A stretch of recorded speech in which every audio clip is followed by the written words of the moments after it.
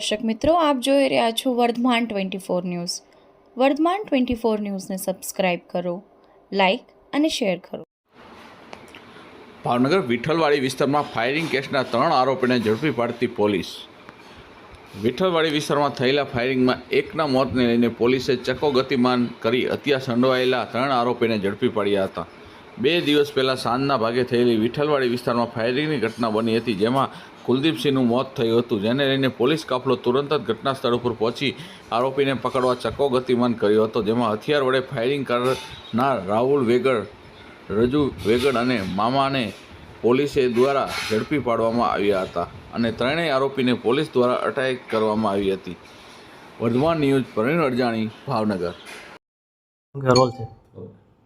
ગઈકાલે સાંજના 5 વાગ્યાની આજુબાજુ ભાવનગરના વિઠ્ઠલવાડી વિસ્તારમાં એક ફાયરિંગની ઘટના બનેલી હતી.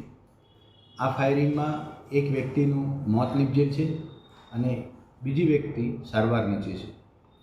સમગ્ર બનાવમાં તપાસ કરતાં 3 આરોપીઓ દ્વારા આ કૃત્ય કરવાનું જાણવામાં આવેલું. એ મુજબ ફરિયાદ દાખલ કરવામાં આવેલી હતી. ભાવનગર એલસીબીની ટીમ દ્વારા આ 3 આરોપી પકડી લેવામાં આવેલા છે, જેમના નામ રાજુભાઈ વેગડ, રાહુલ વેગડ અને યશ આલાણી નામના 3 વ્યક્તિઓની ધરપકડ કરી દેવામાં આવેલી છે. આ આરોપીઓની પૂછપરછ કરતાં કોઈ અંગત મનદુખ સાથે આ લોકોનો ઝઘડો થયેલો હતો, જેમાં ઝઘડા દરમિયાન રાજુભાઈ વેગડે પોતાની પાસેના વેપનથી ફાયર કરતાં મરણ જનારને ગોળી વાગતા એનું મોત થયેલું હતું અને આજે રાહુલ વેગડ નામના વ્યક્તિએ ધારિયા જેવા કોઈ હથિયારથી અન્ય વ્યક્તિને ઈજા પહોંચાડેલ હતી.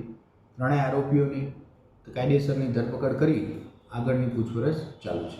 સર, આ આરોપીઓ જે પહેલાં કે ગુનામાં સંડોવાયેલા હતા કે કેમ, એ અત્યારે હાલ તપાસ ચાલી રહી છે. રાહુલ વેગડ નામના જે વ્યક્તિ છે એ ધાક ધમકી આપવાના એક ગુનામાં નીલમબાગ પોલીસ સ્ટેશનમાં એની વિરુદ્ધમાં ગુનો દાખલ થયેલ છે.